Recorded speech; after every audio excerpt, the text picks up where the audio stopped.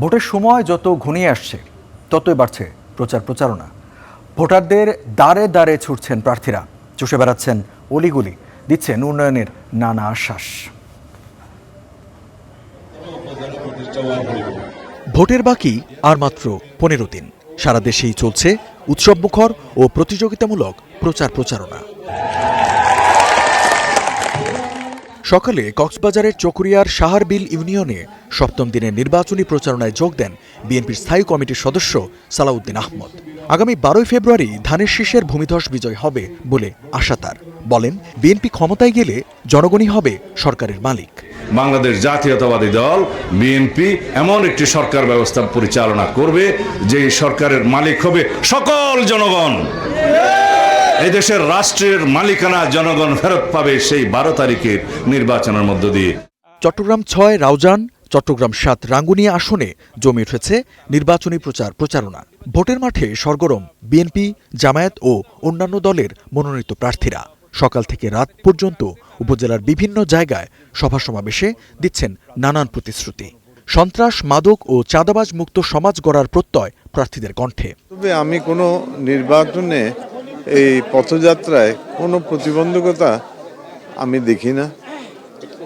আশা করি যে কি সময় মতো এবং সুন্দর পরিবেশে ফেব্রুয়ারি মাসের 12 তারিখে নির্বাচন অনুষ্ঠিত হবে। ফেনীর বিভিন্ন আসনে জমে উঠেছে নির্বাচনী প্রচারণা। ফেনী 1 আসনে ব্যস্ত সময় পার করছেন ধানের শীষের প্রার্থী রফিকুল আলম মজনু। প্রচারণায় ব্যস্ত বাংলাদেশ জামায়াতে ইসলামী সহ অন্যান্য প্রার্থীরা। ফেনী 2 ও 3 আসনেও দেখা গেছে একই চিত্র।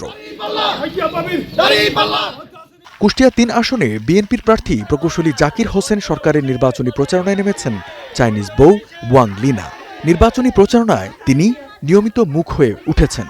স্বামীর সঙ্গে বিভিন্ন এলাকায় প্রচারণায় অংশগ্রহণ ছাড়াও বাংলা ভাষায় দিচ্ছেন বক্তৃতাও। ঢাকা 19 আসনে 11 দলীয় জোট মনোনীত এনসিপির প্রার্থী দিলশানা পারুলের নির্বাচনী প্রচারণার সাথে আছে ঢাকা জেলা ও সাভার উপজেলা শাখার বাংলাদেশ জামায়াতে ইসলামী ও খেলাফতে মজলিস বাংলাদেশের নেতাকর্মীরা। সকালে সিরাজগঞ্জের বেলকুচি উপজেলার প্রত্যন্ত খামার উল্লাপাড়া গ্রামে প্রচারণা চালান সিরাজগঞ্জ 5 আসনের বিএনপি মনোনীত প্রার্থী আমিরুল ইসলাম খান আলিম। হাটবাজার, দোকানপাটে লিফলেট বিতরণ করে ভোট প্রার্থনা করেন তিনি। যে চরে ভোটই আছে 10,000, তার মধ্যে মানুষ বাস করে সেখানে মাত্র 4-5 হাজার। কিন্তু আমি যে জনসভাগুলো করেছি দেখছি যে সিংহভাগ মানুষ সেখানে উপস্থিত হয়েছে। মানে প্রত্যাশার চেয়ে মানুষের আগ্রহ আমাকে নিয়েও আছে, ধানের শীষকে নিয়েও আছে। পিরোজপুরের 3টি আসনে ব্যাপক প্রচার প্রচারণা চালাচ্ছে বাংলাদেশ জামায়াতে ইসলামী। প্রতীক বরাদ্দের পর থেকেই প্রার্থীরা ভোটারদের দ্বারে দ্বারে গিয়ে লিফলেট বিতরণ ও পথসভা করছেন তারা। এছাড়াও বিএনপি সহ অন্যান্য দল ও জোটের প্রার্থীরাও নিজেদের দিকে ভোট টানতে জনসংযোগ করছেন। Ranju Iftekhar, star news.